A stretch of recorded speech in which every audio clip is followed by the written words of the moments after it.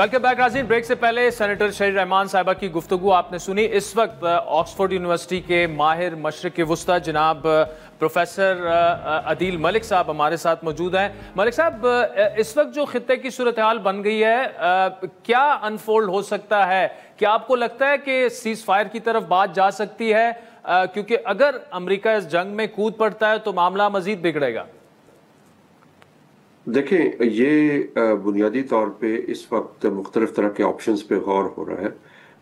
اسرائیل کا دل یہ ہے کہ امریکہ جنگ میں شامل ہو جائے، لیکن امریکہ میں بالعموم، لیکن مغرب میں بھی ایک ڈویژن ہے، یعنی تقسیم نظر آتی ہے مختلف طرح کی گروپ سے. ایک تو یہ ہے کہ جو بہت زیادہ جنگوں میں حصہ لیا امریکہ نے، اس کے بعد ایک خاص طرح کی تھکاوٹ ہے جنگ سے، اور ظاہر ہے کہ ایران جو ہے وہ عراق بھی نہیں ہے، ایک بڑا ملک ہے.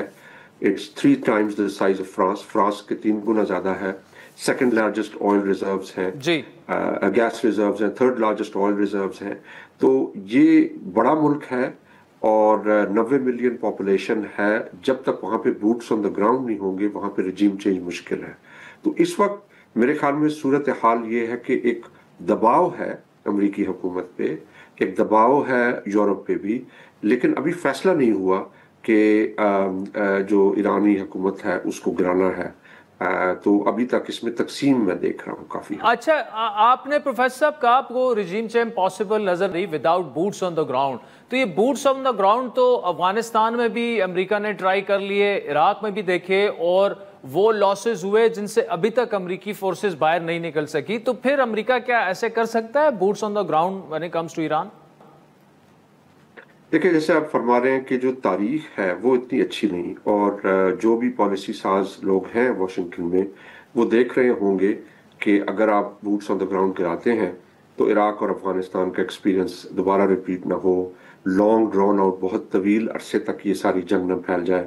اور ظاہر ہے ایران کے پاس کچھ ایسے کارڈز ہیں جو وہ کھیل سکتا ہے. وہ خلیج کی راستیں اس کے قریب ہیں، آئل انسٹالیشنز ہیں، ملٹری بیسز ہیں. اگر وہ رجیم گرتے گرتے بھی ان پہ تباہی کر جائے تو کافی بڑا نقصان ہوگا جس کو روکنا مشکل ہوگا.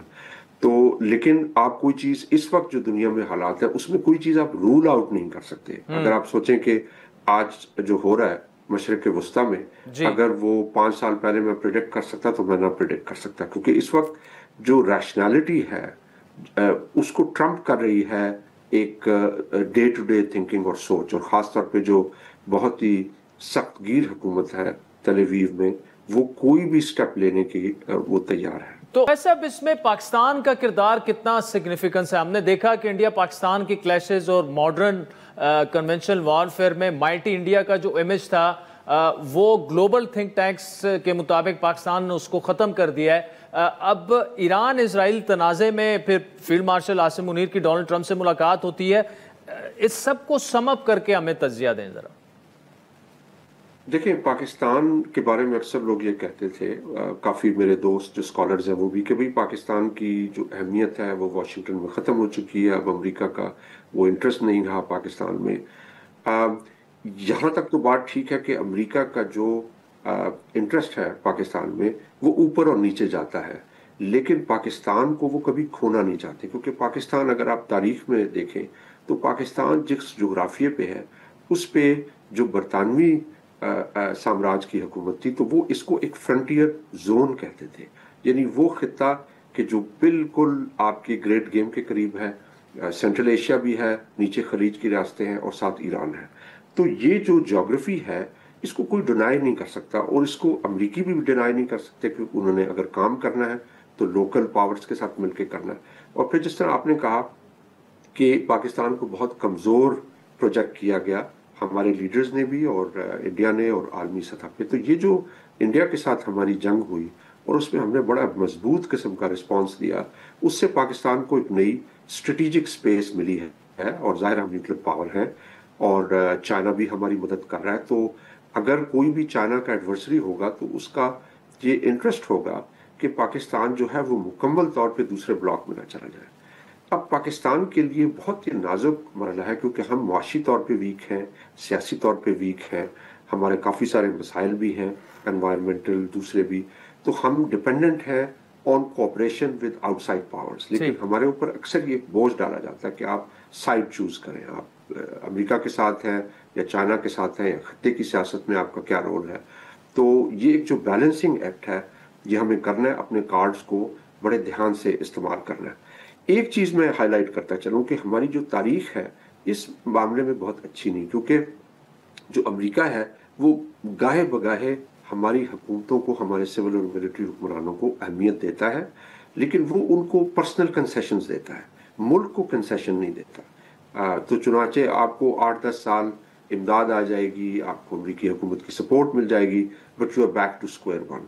तो इस मरतबा हमें कोशिश करना है कि अच्छे तरीके से अमेरिका के साथ, हमारी अमेरिका के साथ और मगरिब के साथ अच्छे ताल्लुकात होने चाहिए, लेकिन not at the expense for strategic interest. तो ये एक नाजुक मरहला है, क्योंकि अक्सर जो लोग हमारी ताकतवर हलकों में होते हैं वो इस तरह के लम्हों को अपनी ज़ाती जो इंटरेस्ट है उसके लिए यूज करते हैं rather than for the national. अच्छा साहब, आपने एक इंटरेस्टिंग बात की कि जिस तरह की चीजें हो रही हैं, दुनिया बन गई है, उसमें कुछ भी नहीं कहा जा सकता, तो ऐसे में पाकिस्तान की क्या स्ट्रेटेजी होनी चाहिए? देखिए, पाकिस्तान को ये है कि एंगेज करना है मुख्तलिफ एक्टर्स से, लेकिन अपनी जो इंटरेस्ट हैं उनको टेबल पे रखना है। मसलन हमें ये देखना है कि अगर जो भी होता है ईरान में, उससे हमारी चाइना पॉलिसी पे क्या फ़र्क पड़ता है, बलूचिस्तान की सूरत हाल पे क्या फ़र्क पड़ता है, क्योंकि एक ये लोग भी हैं जो कहते हैं कि भाई जो ईरान में हो रहा है वो आहिस्ता आहिस्ता पाकिस्तान की तरफ भी आ सकता है। तो हमें एक टफ नेगोशिएशन करना चाहिए, और हमारे पास कार्ड्स मौजूद हैं, हमारे पास जोग्राफिया है, पॉपुलेशन है, न्यूक्लियर पावर है। तो हमें हमारे मुल्क के अंदर बहुत बड़ी शिया पॉपुलेशन भी है, हमारी मिलिट्री के अंदर भी अहले तशरीह लोग मौजूद हैं। तो हमारे मुल्क के अंदर भी जो एक बैलेंस है सेक्टेरियन, वो बड़ा नाजुक है। तो हमें इस तरीके से साइड नहीं लेनी चाहिए कि जो ये महसूस हो कि शायद हमने बाहर की जंग में शामिल होके ईरान को नुकसान पहुंचाया, क्योंकि ईरान की आज की हुकूमत से आप इख्तलाफ कर सकते हैं या उनसे मुत्तफिक हो सकते हैं, लेकिन ईरान की जो कौम है उसमें काफ़ी ज़्यादा नेशनलिज्म है, और उन बाहर से जो भी जंग उन पर मुसल्लत की जाएगी उसको अच्छे तरीके से नहीं देखा जाएगा। तो हमारे ये जो दूर रस ताल्लुकात हैं, गहरे तहजीबी और जोग्राफियाई, हमें उसको भी मेंटेन करना है। और ऑफ कोर्स हम एक यानी वेस्ट के साथ भी इंगेज करना चाहते हैं, लेकिन हमें बहुत ध्यान के साथ इसको करना पड़ेगा, क्योंकि जो शॉर्ट टर्म कंसिडरेशंस हैं वो जो दूर रस पाकिस्तान के इंटरेस्ट हैं उन पे हावी नहीं है। प्रोफेसर अदील मलिक साहब, thank you so much for joining us. नाज़रीन, ब्रेक के बाद आपसे दोबारा मुलाकात होगी।